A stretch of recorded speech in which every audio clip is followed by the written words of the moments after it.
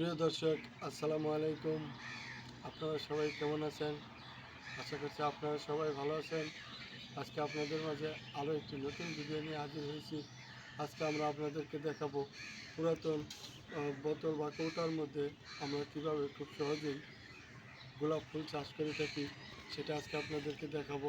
বন্ধুরা, আপনারা দেখতে পাচ্ছেন এই যে পুরাতন একটি বড় কৌটার উপরের অংশটা আমরা ফেলে দিয়ে ভিতরে আমরা এই যে মাটি এবং শুকনো পচা গোবর সার মিশিয়ে দেওয়ার পরে আমরা এই গোলাপ ফুল গাছের ছোট্ট একটি চারা নার্সারি থেকে কিনে এনে রোপণ করেছিলাম। দেখেন সেই গাছটি থেকে কিন্তু ডাল দিয়েছে, দেখেন অনেকগুলো পাতাগুলো কত সুন্দর দেখা যাচ্ছে। এবং দেখেন একটি ফুল ফুটেছে, এই ফুলটি কিন্তু খুবই সুন্দর।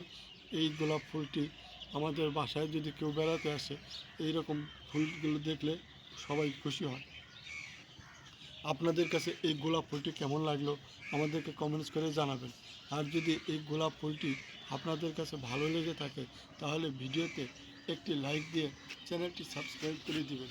চাইলে কিন্তু আপনারাও খুব সহজেই গোলাপ ফুল এইভাবে আপনাদের টবের মধ্যে, বাসার ছাদে, ঘরের সামনে, যে কোনো জায়গায় আপনারা চাইলে গোলাপ ফুল চাষ করতে পারেন।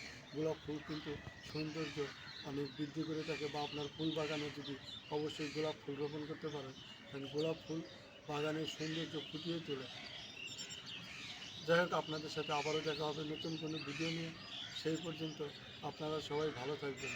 আর আজকের এই ভিডিওটি যদি আপনাদের ভালো লাগে, ভিডিওতে একটি লাইক দিয়ে চ্যানেলটি সাবস্ক্রাইব করে দেবেন। সবাই ভালো থাকবেন। আসসালামু আলাইকুম।